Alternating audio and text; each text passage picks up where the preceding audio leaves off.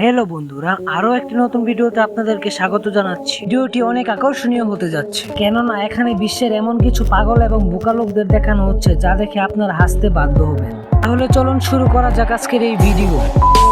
এখানে যে বৃষ্টি দেখতে পাচ্ছেন, এটি গত 40 বছর যাবৎ এমনই আছে, কেননা মহান ইঞ্জিনিয়ার সাহেব সরকারি তহবিলে চলা এই নির্মাণ কাজটি এখানেই ছেড়ে দিয়েছেন। আর তখন থেকেই দক্ষিণ আফ্রিকার কেপটাউনে থাকা এই ব্রিজটি আনফিনিশ ব্রিজ নামে পরিচিত।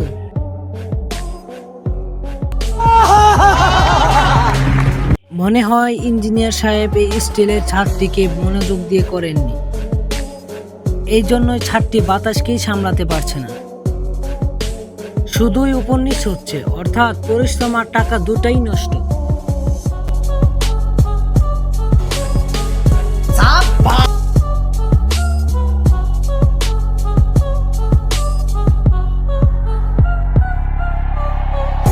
কি বলবো তার সম্পর্কে, যে ইঞ্জিনিয়ার এই ঘরটি নির্মাণ করেছেন। বাকি সবকিছুই ঠিক ছিল, টয়লেট সেট লাগানোর আগে একবার দেখে তো নেবে যে টয়লেটের কারণে দরজাটি ব্লক হচ্ছে কিনা। এখন হয়তো এই টয়লেট সেটটি এখান থেকে সরাতে হবে, আর নয় দরজার ডেকোরেশন পাল্টাতে হবে।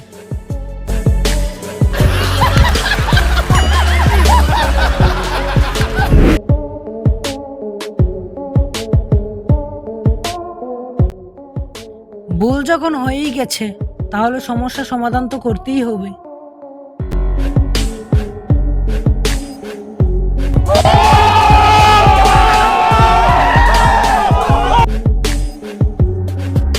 এটাকেই বলে প্রকৌশল ব্যর্থতা।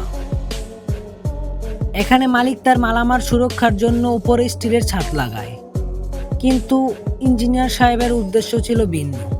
তাই যখন বৃষ্টি আসে, তখন বৃষ্টির পানিতে মালামাল সব ভিজে যায়। এতে মালিক খুব ক্ষতির সম্মুখীন হয়।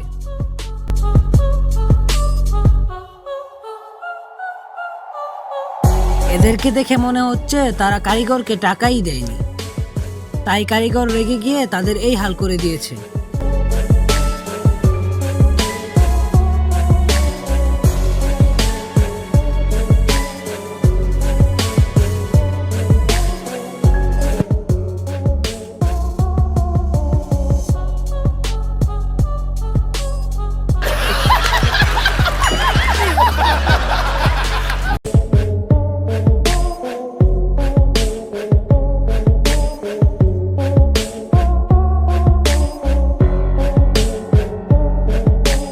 কার কাজ এটা?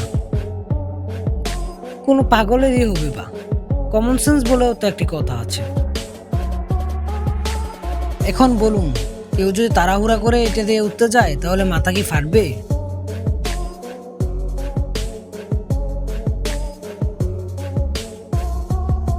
আমার মনে হয় এই বাড়ির মালিক এসি মিস্ত্রির পেমেন্টটা কেটে দিয়েছে, তা না হলে কি কেউ আর এই কাজ করে?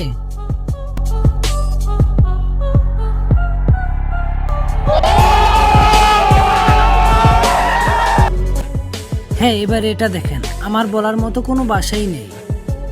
একবার দেখে তো নেবে এই সিঁড়ি দিয়ে কোথায় যাবে। দেয়ালে যাওয়ার জন্য কি কেউ সিঁড়ি করে?